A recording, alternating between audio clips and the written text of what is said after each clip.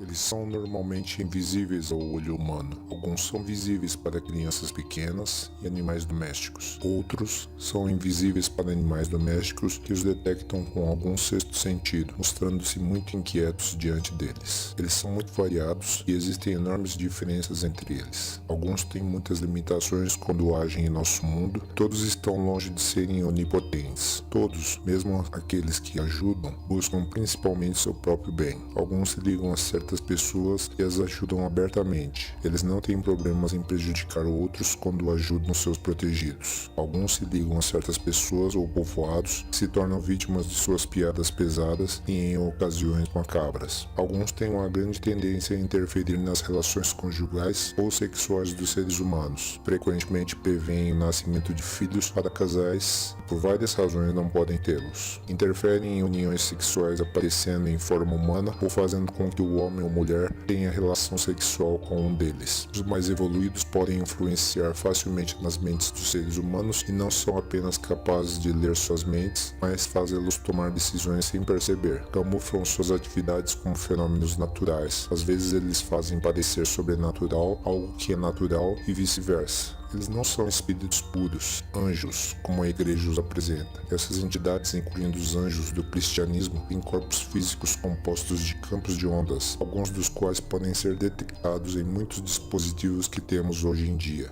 Por causa disso, muitos deles são muito sensíveis a campos eletromagnéticos, a radiações ou energias sutis provenientes do mundo atômico e subatômico. Algumas dessas energias produzidas pelos nossos dispositivos ou vindos naturalmente da Terra, ou das bioenergias produzidas pelas mentes de alguns médiums, encorajam sua presença em nossa dimensão, enquanto outras os impedem. Alguns desses seres entram facilmente no nível humano, seja pela sua proximidade ou pelo alto grau de evolução, enquanto outros fazem isso apenas por acidente ou com muito trabalho.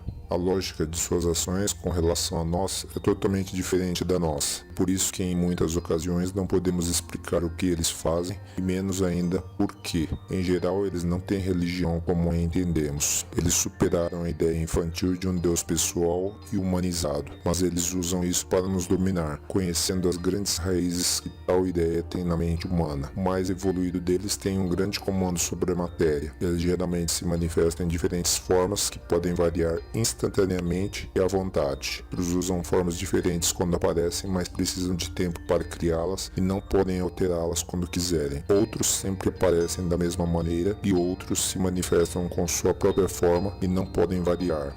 Os menos evoluídos mal podem se manifestar em nosso nível de existência. Eles só são capazes de fazê-lo na forma de luzes mais ou menos grandes. Quando eles fazem isso de maneira mais sólida, eles tendem a evitar contato com humanos. As instruções que os mais evoluídos dão aos seus contatados variam muito. Muitas vezes elas são sobre assuntos científicos, por exemplo, para construir um dispositivo que em muitos casos nunca chega a ser construído ou sequer funciona, ou elaborar teorias e fórmulas matemáticas ou físicas elevadas. Também é comum para eles falar sobre o cosmos e o movimento e a origem dos corpos celestes. Os contatados de natureza religiosa fundam religiões ou reformas já existentes, fazendo muitas vezes com que sejam atacados ou mortos por outros fanáticos.